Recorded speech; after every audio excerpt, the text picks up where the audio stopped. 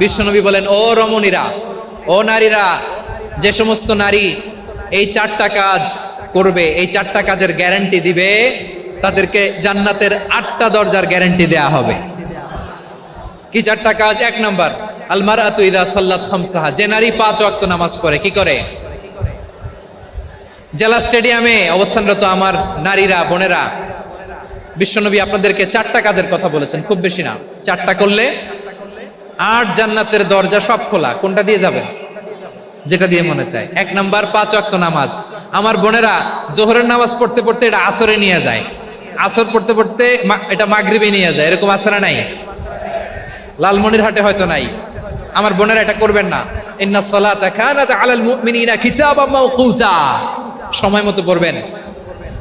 সামাত শাহরা, রমাদানের রোজাগুলো রাখবেন। হাফিজাত ফুরুজাহা, যে নারী তার চরিত্রকে হেফাজত করে, তার প্রাইভেট হেফাজত করে, তার লজ্জাস্থান হেফাজত করে।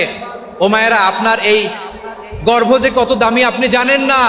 আপনার এই গর্ভ থেকে জন্মাবে আগামীর সালাহুদ্দিন আল আইয়ুবী।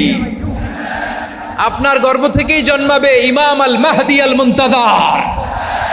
আপনার পেট থেকে জন্মাবে আবু সাইদের মতো বীর সৈনিক। আপনার পেট থেকে জন্মাবে মুগ্ধের মতো বীর মুজাহিদ। আপনি জানেন না কে আসবে আপনার পেট থেকে। সময়টাকে কাজে লাগান, ইসলামকে বুঝেন, মানেন, আমাদের ইসলামিক লেকচারগুলো শোনেন। আমরা যে বার্তাগুলো, ইনস্ট্রাকশনগুলো, দিক নির্দেশনাগুলো আপনাদের খেদমতে রাখি, এগুলো মেনে চলুন। আপনিই পারেন আপনার ঘরটাকে জান্নাতের টুকরা বানাতে। একটা family, it's a very big institution and you are the MD, the managing director of this institution. চিল্লায় বলেন ঠিক কিনা? চাইলেই পারেন ঘরটারে জান্নাতের টুকরা বানাতে। 5 ওয়াক্ত সালাত, রমাদানের রোজা, নিজের চরিত্রের হেফাজত, ও আতাআত বালাহা, স্বামীর আনুগত্য। এটাতে অনেকে ভুল করে থাকে। হায় রে আমার বোনেরা, স্বামীর আনুগত্যকে এটা নিজের অপমান মনে করবেন না। আপনার স্বামী আপনার সবচেয়ে বড় গার্ডিয়ান, তিনি আপনার সবচেয়ে ভালো চায়। নারী কখনো গার্ডিয়ানশিপের বাইরে থাকতে পারে না।